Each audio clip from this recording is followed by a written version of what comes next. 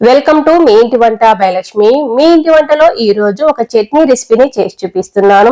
ఎప్పుడూ చేసే చట్నీలు కాకుండా చాలా డిఫరెంట్ గా ప్రిపేర్ చేస్తున్నాను. చాలా అంటే చాలా టేస్టీగా ఉంటుంది. ఇందులో ఒక సీక్రెట్ పౌడర్ ని యాడ్ చేసుకోవడం వల్ల ఈ చట్నీ అనేది టేస్ట్ చాలా బాగుంటుంది. ఈ చట్నీ ఇడ్లీ దోశల్లోకి రెండిట్లకి తినొచ్చు, చాలా బాగుంటుంది. ఇక మనం లేట్ చేయకుండా వీడియోకి వెళ్ళిపోదాము. ముందుగా అయితే స్టవ్ మీద ఒక పెనం పెట్టేసుకున్నాను. పెనం వేడైన తర్వాత ఇందులో 1 టీ స్పూన్ ఆయిల్ వేసేసుకున్నాను. 1 కప్పు పల్లీలు వేసుకొని స్టవ్ ని లో టు మీడియం ఫ్లేమ్ కి అడ్జస్ట్ చేసుకొని 2 నిమిషాల వరకు వేయించేసుకోవాలి. 2 నిమిషాల తర్వాత ఇందులో 5 నుంచి 6 వెల్లుల్లి రెబ్బల్ని పొట్టు తీసేసి ఇందులోనే వేసుకోవాలి. మళ్ళీ మనము విడివిడిగా వేయించాల్సిన అవసరం లేదు. డైరెక్ట్ గా ఇందులోనే వేసేసుకొని పల్లీలు బాగా వేయించేసుకోవాలి. స్టవ్ ని లో టు మీడియం ఫ్లేమ్ కి వచ్చేంత వరకు కూడా. మనం వెల్లుల్లి రెబ్బలు వేసి వేయించుకుంటున్నాం కాబట్టి మంచి సువాసన కూడా వస్తుంది. చూస్తారు కదా, పల్లీలు ఇలా వచ్చేంత వరకు వేయించేసుకున్న తర్వాత ఇప్పుడు స్టవ్ ఆఫ్ చేసుకొని ఇందులో 1 టీ స్పూన్ వరకు కారపొడి వేస్తున్నాను. అలాగే రుచికి సరిపడా సాల్ట్ కూడా వేసుకోవాలి. ఉప్పు కారం మీ రుచికి సరిపడా వేసుకోవచ్చు. చిన్న నిమ్మకాయ సైజ్ అంతా చింతపండు తీసుకుని నానబెట్టేసి రసం తీసుకున్నాను. ఆ రసాన్ని కూడా వేసుకొని ఇప్పుడు పూర్తిగా చల్లారనివ్వాలి. చల్లారిన తర్వాతనే మనము ఒక మిక్సీ జార్ తీసుకుని అందులో వేసేసి గ్రైండ్ చేసుకోవాలి. గ్రైండ్ చేసేటప్పుడు మరీ గట్టిగా ఉంది అనుకుంటే కొద్దిగా నీళ్లు యాడ్ చేసుకోవచ్చు. నేనైతే ఇందులో ఉన్న చింతపండు రసం ఉంది కదా, రసంతో కూడా వేసేసుకుని గ్రైండ్ చేస్తున్నాను.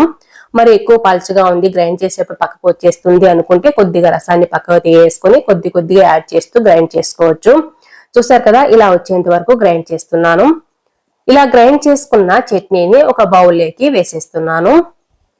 మరి గట్టిగా ఉంది అనుకుంటే కొద్దిగా నీళ్ళు యాడ్ చేసుకోవచ్చు. ఇక్కడే మరీ గట్టిగా ఉన్నట్లయితే మనం మళ్ళీ ఒక పౌడర్ ని యాడ్ చేస్తున్నాం కదా, మరీ గట్టిగా అనిపించవచ్చు. కాబట్టి కొద్దిగా నీళ్ళు యాడ్ చేసుకుని ఇలా వచ్చేటట్టు చూసుకోవాలి. ఇప్పుడు స్టవ్ మీద ఒక పెనం పెట్టేసుకుని 1/2 టేబుల్ స్పూన్ ఆయిల్ వేసుకొని 1 టీ స్పూన్ ఆవాలు, 1/2 టీ స్పూన్ జీలకర్ర, అలాగే 2 నుంచి 3 టేబుల్ స్పూన్ వరకు మినపప్పు వేసుకొని కొద్దిగా కరివేపాకు వేసుకున్నాను. ఈ చట్నీ టేస్ట్ మొత్తం కూడా ఇందులోనే ఉంటుంది. మనము మినపప్పు అనేది ఎక్కువగా వేసుకున్నప్పుడే చట్నీ టేస్ట్ అనేది చాలా బాగుంటుంది. ఇవి మారనివ్వకుండా దోరగా వేయించేసుకోవాలి. అప్పుడే చట్నీ టేస్ట్ చాలా బాగుంటుంది. ఇందులోనే కొద్దిగా ఇంగువ కూడా వేసుకొని ఇలా వేయించేస్తున్నాను.